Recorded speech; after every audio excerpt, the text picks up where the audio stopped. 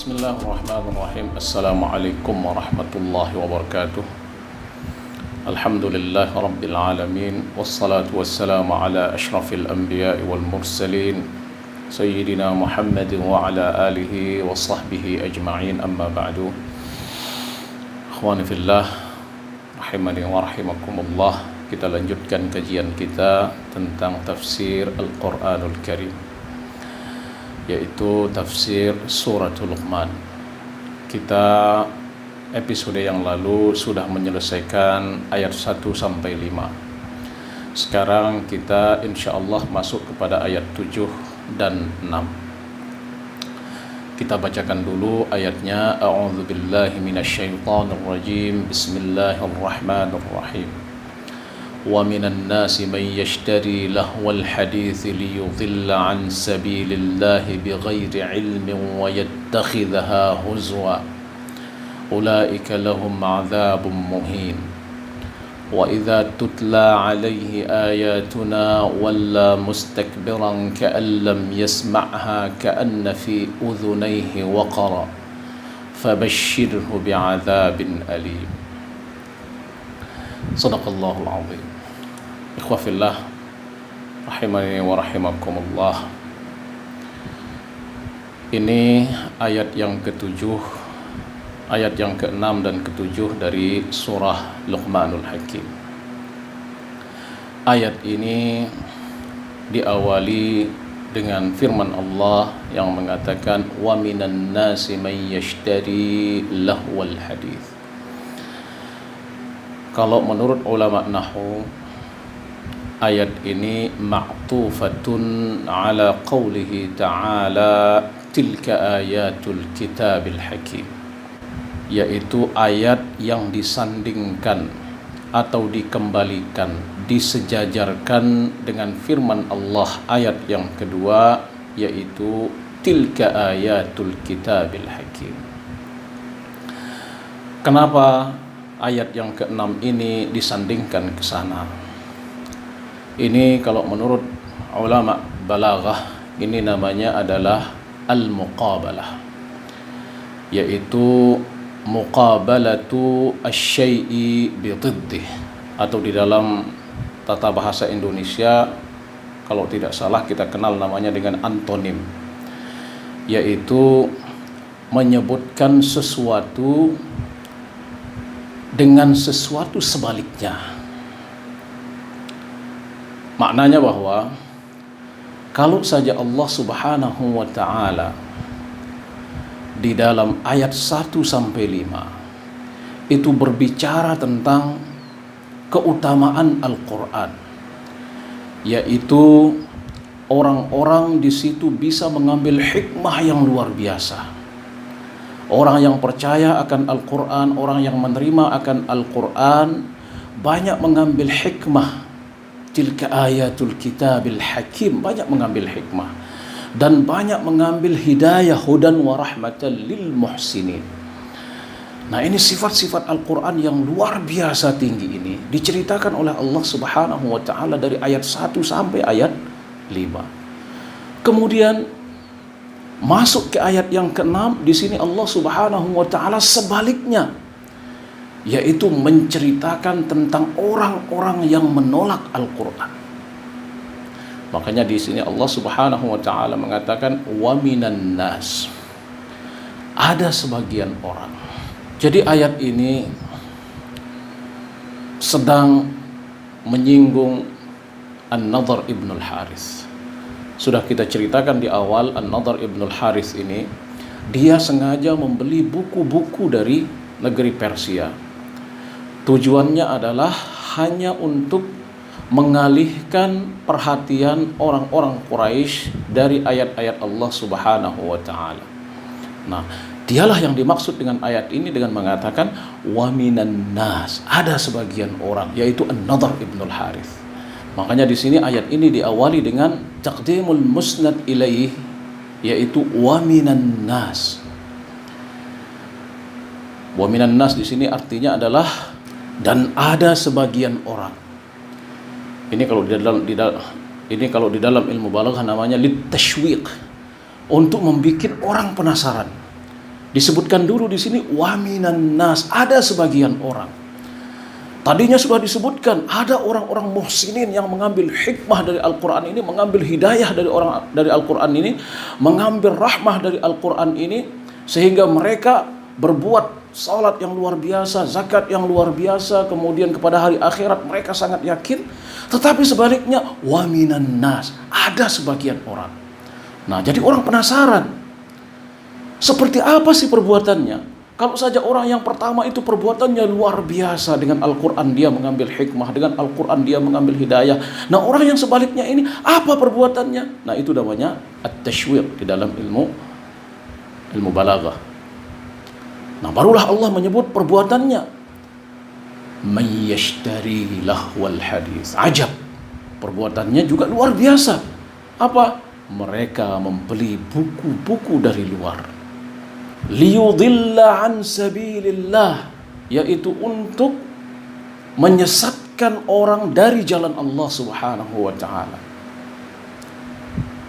Bighairi ilmin, tanpa ilmu tentunya.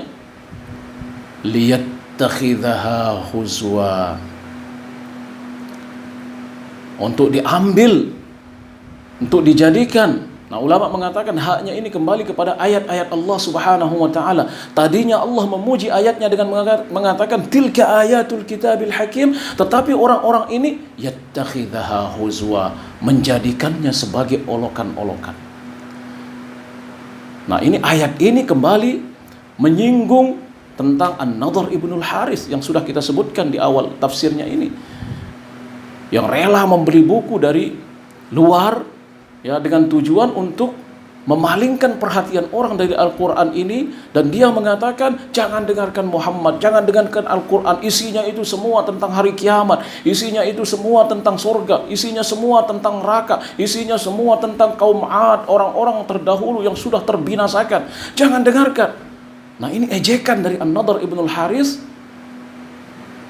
Yattakhidhaha huzwa, ulaika lahum azabum muhin. Nah, bagi mereka ini adalah azab yang hina. Ikhwafillah, yashtari dalam ayat ini artinya membeli. Maknanya ada dua. Pertama, maknanya secara hakiki, secara benar. Artinya bahwa An-Nadhr ibnul Harith ini benar membeli buku yang ada di negeri jauh untuk dibawa ke Makkah, untuk tasliyah atau untuk menyesatkan orang dari jalan Allah Subhanahu wa taala.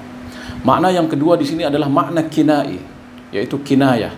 Maknanya adalah dia sangat mencintai buku ini dan merasa sangat bahagia ketika mendapatkan buku ini, seolah-olah batinnya mengatakan, nah, saya dapat buku, bagaimana caranya memalingkan orang-orang yang ada di Makkah itu dari Al-Quran. Itu makna kinai daripada yashtari di sini. Tina wal hubbu minhu lihadzal kitab, yaitu mendapatkan buku ini dan cintanya yang luar biasa setelah mendapatkan buku ini. Lahwul hadis di sini artinya adalah ma yuqsadu minhu tashghilul bal wa taqsirul waqt. Nah, ini kerjaannya orang-orang tidak ada kerjaan. Jadi kerjaan orang-orang yang tidak memiliki uluwil himmah, yang tidak memiliki cita-cita besar. Tujuannya adalah tashghilul bal, yaitu bagaimana dia sok sibuk. Nah, kesibukannya ini diisi dengan mendengarkan cerita Rustum, mendengarkan cerita Isfandiar, mendengarkan cerita Bahram. Tapi kalau orang-orang yang mendengarkan Al-Quran adalah hudan wa rahmatan, kemudian di situ dia juga mendapat hikmah-hikmah yang luar biasa. Tetapi orang ini tidak.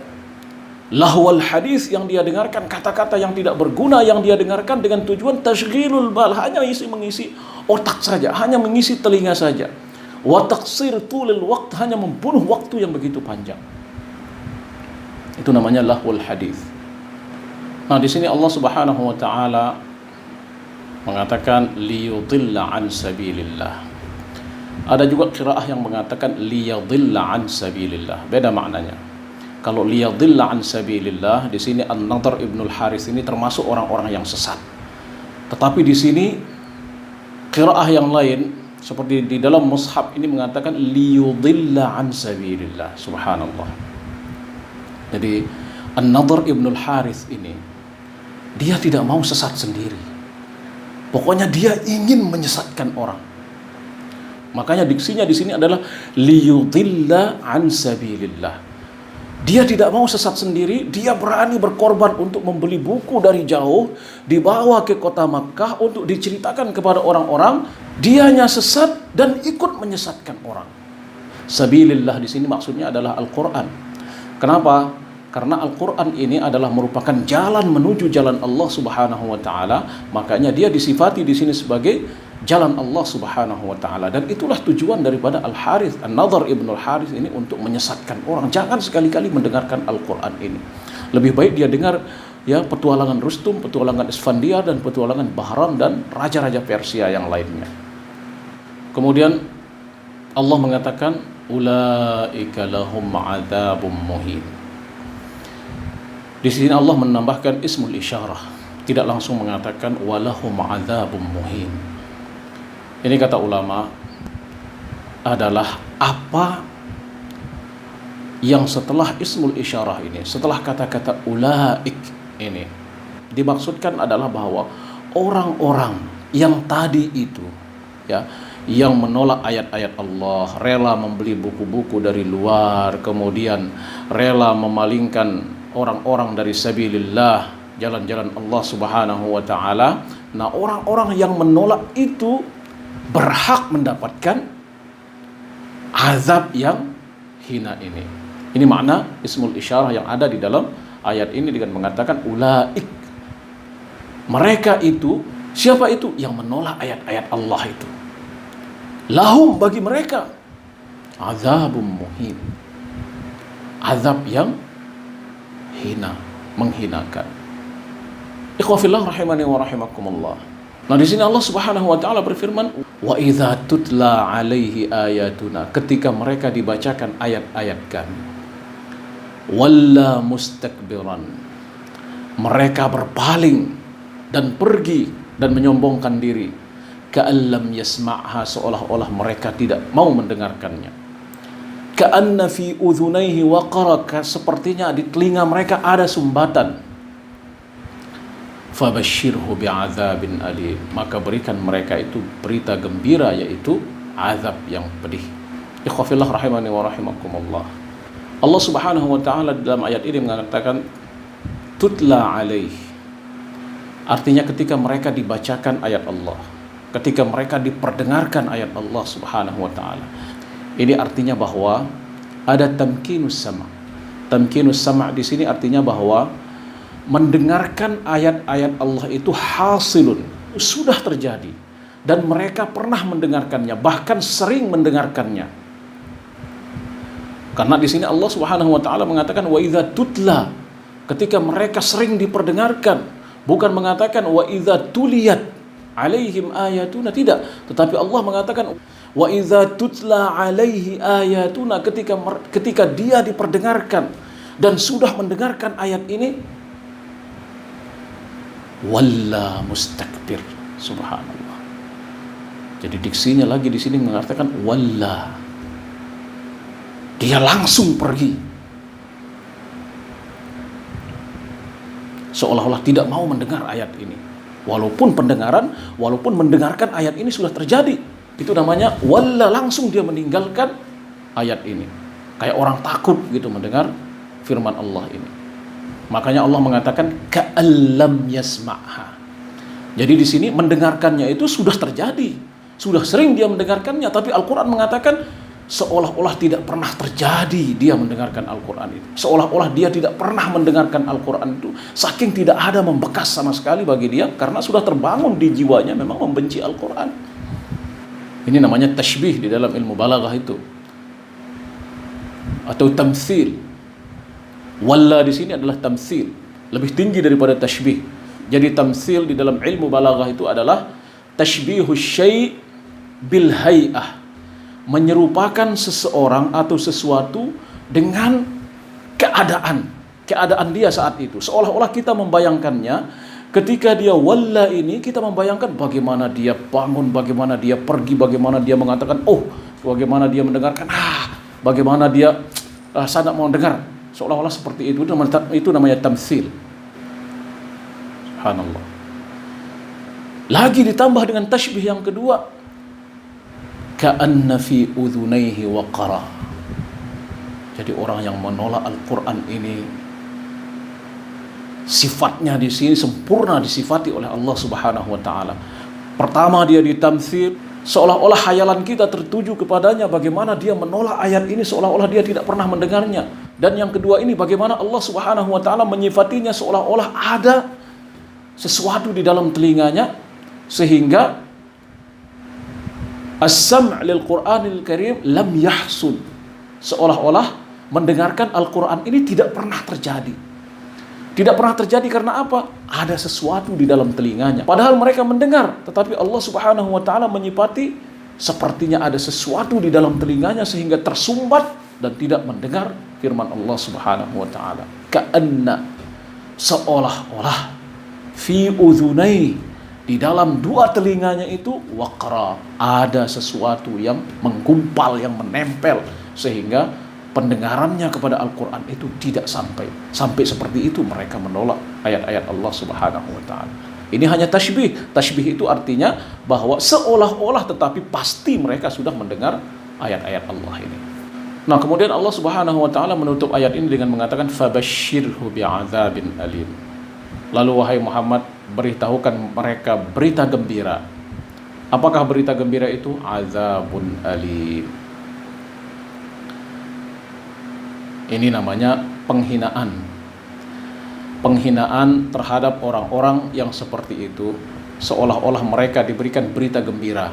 Seperti hendak kita menghukum seseorang misalnya, atau hendak kita menghukum anak kita misalnya yang lagi nakal-nakalnya misalnya, kita panggil dia, nak segera pulang ke rumah, ada hadiah untukmu, padahal kita sedang ingin menghukumnya. Itu namanya memberikan harapan tetapi dibaliknya adalah siksaan. Makanya di sini disebutkan oleh Allah Subhanahu wa taala fabasyirhu bi'adzabin alim.